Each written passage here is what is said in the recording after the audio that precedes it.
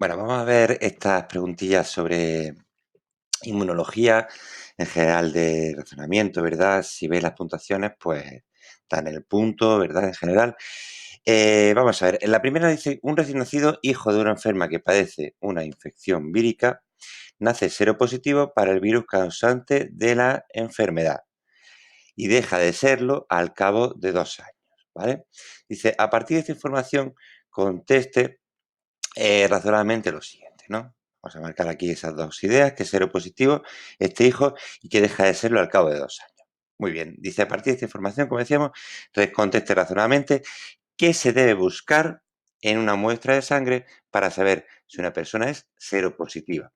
Aquí recordad que es seropositivo en general, para un virus en general, no tiene por qué ser el SIDA, ¿vale? Entonces lo que nosotros tenemos que buscar son anticuerpos frente a ese virus. ¿De acuerdo? ¿Por qué? Porque nosotros, más sencillo que encontrar el virus, en general va a ser hacer una prueba serológica en la cual vamos a buscar los anticuerpos frente a ese virus. Y es por eso que se dice que es seropositivo, porque ha sido positivo en la prueba del suero. Dice, ¿cómo se ha hecho este bebé seropositivo? ¿Cómo es posible que haya sido seropositivo? ¿No? ¿Y por qué luego, por qué no ha desarrollado la enfermedad? Muy bien, nos comentan, este hecho de cómo ha podido ser que haya ese contacto, bueno, durante la transmisión de ciertas enfermedades, como ella puede ser el SIDA, puede haber un contacto entre la sangre de la madre y del recién nacido, ¿de acuerdo? Entonces, va a haber un contacto entre sangre de la madre y del hijo. Vamos a ver si encontrásemos una esquemilla donde lo viésemos este tipo de transmisión, que se suele llamar vertical.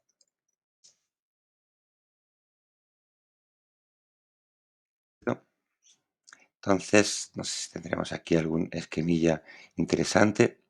Bueno, nos hablan aquí, por ejemplo, tenemos aquí un esquemita en el cual tenemos las probabilidades, ¿de acuerdo?, de que haya una transmisión vertical de la madre al hijo. Entonces, vemos que sin medidas preventivas, como nos dice ahí, pues tenemos distintos porcentajes en las situaciones en las cuales hay contacto o puede haber contacto entre fluidos de la madre y del hijo, ¿de acuerdo? Esto se puede controlar con una correcta prevención médica y podría no ser un tema muy importante, ¿de acuerdo? No tendría por qué producirse si se tiene el cuidado suficiente en general, ¿no? ¿Por qué no ha desarrollado la enfermedad el niño, ¿no? Esto pasa también con el SIDA. El niño puede ser seropositivo, pero no llegar a desarrollar la enfermedad. Y eso se debe a que ha desencadenado una respuesta inmune específica, ¿no?, en la cual pues van a estar, lo explicaríamos, ¿verdad? Van a estar implicados los linfocitos, de manera que se va a conseguir al final un estado, digamos, de inmunidad en la cual, si bien a lo mejor esa persona no es inmune para toda la vida, porque ese virus puede cambiar, puede mutar frente al virus, en cambio, que le ha contagiado, pues sí que va a haber ganado la batalla, ¿no? Entonces, pues tenemos que hablar muy importante en ese aspecto, pues ya no desarrollar tampoco mucho, porque son 0,2, pero intentar desarrollar al máximo dentro de esos 0,2, pues que sabemos de qué estamos hablando respecto a la respuesta inmune específica. ¿Por qué ha dejado de ser seropositivo al cabo de un tiempo? ¿De acuerdo? Entonces, en general, esta característica es porque la infección vírica ha amainado, o sea, ha cesado, digamos, la infección vírica, de manera que no vamos a encontrar en un porcentaje suficiente anticuerpos frente a ese virus, ¿de acuerdo? Entonces, como ha cesado esa infección vírica, no se están produciendo anticuerpos y lo que es la prueba, ¿vale? La prueba serológica va a ser negativa, porque no va a haber anticuerpos, no hay una cierta cantidad de anticuerpos. Eso pues dependerá de los límites.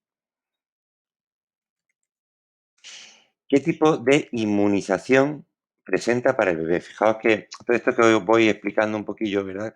Pues ya lo va a ir preguntando en realidad en cada aspecto, no han dejado la oportunidad, ¿no? ¿Qué tipo de inmunización? Pues esta inmunización, dado que ya no encontramos anticuerpos y se ha acabado con el virus, pues va a resultar que ha tenido ya una respuesta secundaria, ¿de acuerdo? Es decir, ha tenido una respuesta secundaria, estamos hablando de una respuesta inmune específica.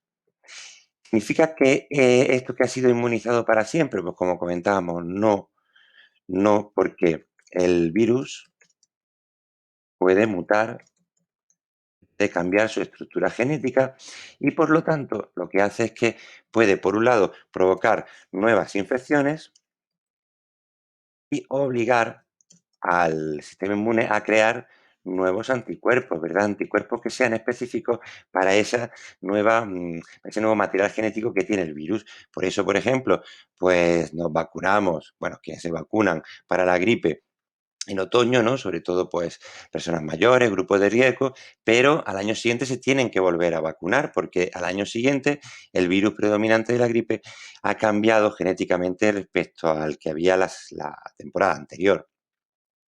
Venga, seguimos con preguntas de razonamiento. Ya sabéis, yo lo pongo aquí en una línea, pero lo intentamos que tener, pues eso, darle siempre un poquito de literatura, ¿vale? Que se vea que sabemos escribir, que sabemos conectar las ideas y que sabemos de lo que estamos hablando.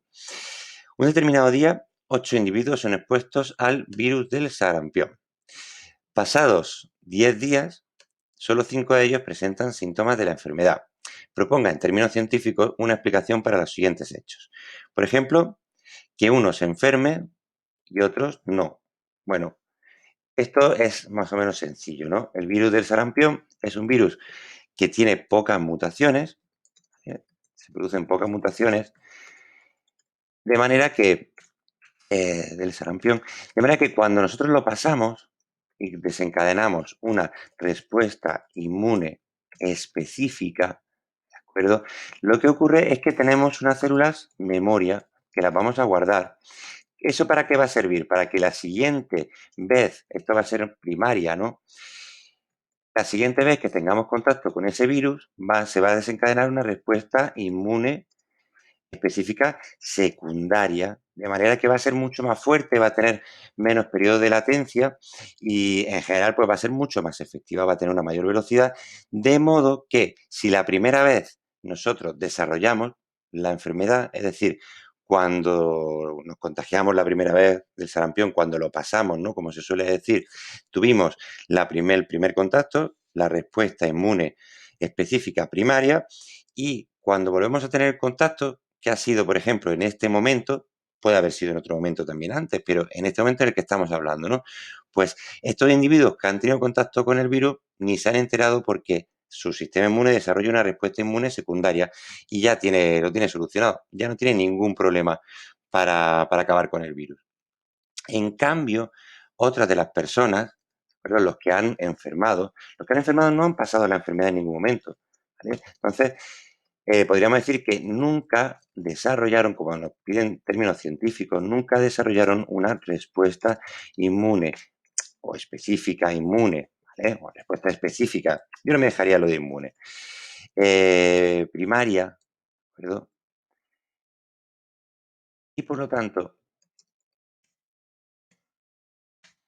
es su primer contacto con el virus. Entonces, claro, como es su primer contacto con el virus, se van a poner enfermos, igual que las personas que enfermaron en su momento y ahora no enferman, pues le va a pasar lo mismo. Van a tener que pasar una respuesta inmune específica primaria en la cual esa persona va a desarrollar la enfermedad, pero también va a desarrollar las células memoria adecuadas para hacer luego una respuesta inmune secundaria y acabar con el bichejo sin problema. Dice que transcurran, nos seguimos explicando, que transcurran 10 días hasta la aparición de los síntomas. Explique qué pasaría si todos vuelven a estar expuestos de nuevo al virus. Bueno, nos lo partimos, porque son dos preguntas. Que transcurran 10 días hasta la aparición de los síntomas. Bueno, pues eso tendrá que ver con el propio ciclo del virus. El propio ciclo del virus va a poder tener un periodo asintomático, muchos lo tienen, y en ese periodo asintomático muchas veces lo que tenemos es, en muchas de las ocasiones, un ciclo lisogénico, pero en el cual pues, el virus está aprovechando la maquinaria simplemente genética y no va a entrar en un ciclo lítico hasta en un cierto momento, dependiendo de cada virus, y en ese momento, con ese ciclo lítico, seguramente empiecen ya los síntomas de la enfermedad. Entonces, según el tipo de virus, pues va a tener un ciclo de una manera u otra. ¿Qué pasaría si todos vuelven a ser expuestos de nuevo al virus? Bueno, los que no enfermaron van a seguir sin enfermar, ¿verdad? Siguen sin enfermar. ¿Por qué? Porque siguen teniendo células memoria, como les pasó en el primer contacto. Bueno, que para ello es el segundo, ¿no? En el contacto este en el que estuvieron 8 individuos juntos, ¿no? Los que enfermaron, pues, ¿qué les va a pasar? Pues que en el siguiente contacto no van a enfermar. ¿Por qué no van a enfermar? Como decíamos, porque tienen células memoria, simplemente. Desarrollamos un poquito, no en tipo de esquema como lo hago yo, sino palabras y buenos conectores. Y pasaríamos ya a la siguiente pregunta. Dice, suponga que al introducir un extracto de la pared de una bacteria en un cultivo de linfocitos B de ratón, se observa un aumento significativo de la cantidad de ARN celular. ¿Vale? Entonces, introducimos un extracto de la pared de una bacteria, la pared de la bacteria, en un cultivo con linfocitos B de ratón. Lo importante es que son linfocitos B. Y se observa un aumento significativo, como decimos, de la cantidad de ARN celular. Explicamos o ponemos o proponemos una explicación razonada a este hecho. Bueno, vamos en principio, a pedir a pensar qué nos están pidiendo. ¿De acuerdo? Bueno, en primer lugar, tenemos una pared de bacteria, ¿vale? Una pared de bacteria es un antígeno. Un extracto lo que tiene va a ser antígenos de la bacteria. Los antígenos, ¿qué es lo que producen? Producen una respuesta inmunológica, específica y específica, de los dos tipos. Vale. Y aquí lo que tenemos, ¿de acuerdo? Perdón. Lo que tenemos es que tenemos linfocitos B, que lógicamente estos linfocitos B van a producir una respuesta ante ellos, porque los linfocitos B se dedican a eso precisamente, ¿verdad? Entonces, los linfocitos B que están dentro de la respuesta inmune específica humoral, pues es humoral, ¿por qué? Porque producen anticuerpos. ¿Vale? Los anticuerpos técnicamente se llaman inmunoglobulinas. ¿Y por qué son globulinas? Son globulinas porque son proteínas, son glucoproteínas para ser más exactos. Entonces, si son proteínas, son glucoproteínas, al fin y al cabo, ¿de qué van a proceder? Van a proceder, procedentes, como diríamos aquí, de la traducción en los ribosomas y la maduración en el retículo endoplasmático. Eso es lo que suele pasar. Los ribosomas se producen y en el retículo endoplasmático rugoso, es donde están pegados esos ribosomas, pues lo que se va a producir es esa transformación, ese procesamiento de la proteína y se le suele añadir una parte no proteica, que en este caso es un glúcido. Vale, pues como son proteínas y proceden de la traducción, pues nosotros para la traducción, ¿qué necesitamos? Para la traducción necesitamos precisamente ARN, ¿verdad? ARN, ¿vale? ¿Para qué? ¿O de qué tipo? Pues ARN mensajero, para que traiga, digamos, el código, ARN de transferencia, para que traiga los aminoácidos enganchados y pueda producir la proteína, y ARN ribosómico, que va a dar el sitio, la fábrica donde producir las proteínas. Entonces, claro, es lógico que si vamos a producir proteínas, se va a producir traducción, es lógico que aumente el ARN, porque con ese ARN vamos a hacer la traducción. Entonces, lo que está ocurriendo es que los linfocitos se están preparando para producir anticuerpos, simplemente, ¿vale? Lógicamente están reaccionando frente al antígeno, ¿vale? Pues nosotros explicamos más o menos eso y tenemos la pregunta. Venga, en la cuarta dice, al someter a la inoculación de un determinado antígeno a dos gemelos univitelinos, estos son los que son iguales, los que son idénticos, ahí B se observa que A produce en 5 días una cantidad de anticuerpos que B tarda 20 días en producir, ¿vale? A produce una respuesta más rápida y B produce una respuesta más lenta. Proponga una explicación razonada lo más completa posible para este desigual comportamiento de los gemelos. Bueno, vamos desgranando la cosa, ¿no? Si son gemelos univitelinos, al ser gemelos idénticos, su material genético es idéntico también. De manera, bueno, podríamos idénticos o univitelinos, ¿no? Si queremos no repetir, ¿no? Entonces, este material genético idéntico hace que partan de de la misma base, ¿no? Entonces, ¿por qué tienen un comportamiento desigual? ¿Vale? El comportamiento desigual se habrá debido a influencia ambiental, ¿vale? En algún momento de su gestación o de su vida después del parto, ¿no? ¿No? Es decir, dentro de la gestación, ¿vale? Hay un microambiente, ¿vale? En el útero donde puede producir ya los primeros cambios ambientales en el recién nacido, bueno, en el futuro recién nacido, de manera que dos gemelos que tienen la misma información genética pueden ya tener diferencias debidas a cambios medioambientales que tienen y por eso simplemente van a tener también una respuesta inmune distinta. De esta manera, ¿vale? Lo que comentaríamos, observamos, ¿vale? Que el recién nacido dice dos gemelos, no dice tampoco qué edad tienen, ¿no? Que el individuo A, digamos, desarrolla una respuesta más rápida, inmune más rápida, porque debe de tratarse de su respuesta secundaria. ¿Vale? Y ahí pues explicaríamos como siempre, ¿no? Explicaríamos pues que tiene menor periodo de latencia, mayor velocidad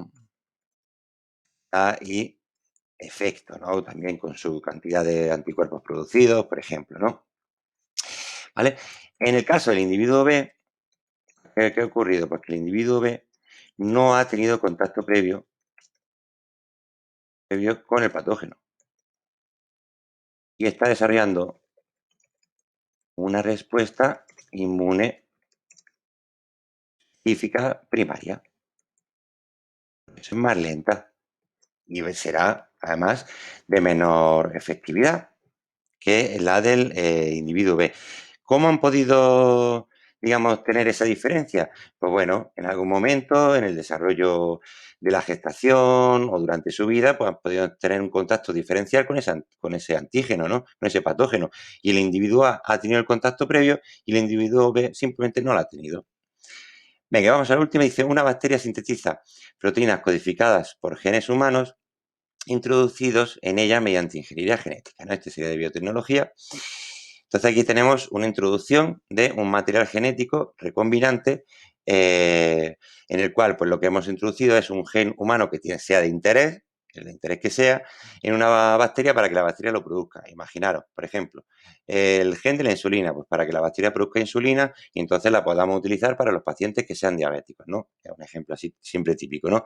Dice, ¿qué características del código genético hace que sea posible esta síntesis? Bueno, esto es simplemente una pregunta que aunque sea un punto, va a pillar sobre una característica que está muchas veces delante de nosotros y no nos acordamos, que es que el código genético es universal. ¿Eso qué significa? Bueno, pues simplemente significa que todos, en realidad casi todos, ¿vale? La mayor parte de los seres vivos, bueno, vamos a poner todos, porque es que es la inmensa mayoría. Todos los seres vivos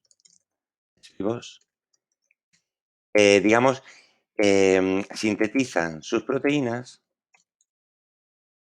utilizando el mismo código genético. De manera que si nosotros introducimos un gen en una bacteria, da igual que sea una bacteria, porque la bacteria está utilizando en realidad el mismo idioma que nosotros. Está utilizando la misma maquinaria, un poco distinta porque ella es procariota, evolutivamente es más antigua, pero va a estar utilizando el mismo código genético. Es como si todos los humanos del planeta hablásemos el mismo idioma, ¿no? Pues esto es lo mismo. Para la genética, sí es verdad que el código genético es universal para todos los seres vivos, lógicamente, de la Tierra, que son los que conocemos, ¿de acuerdo? Bueno, pues eso simplemente intentaríamos darle un poquito de literatura porque es un punto para que haya allí, pues bueno, pues 3 o 4 líneas, pero la idea es esa. Cuando nosotros veíamos el código genético veíamos distintas características. Otra de ellas era que es degenerado, que significa que cada aminoácido es sintetizado por más de un codón, ¿no? Eso seguro que os acordáis, o si no, repasaros un poquito los vídeos de resumen y ya está, ¿vale? Venga, muy bien, pues muchísimo ánimo, ya queda menos.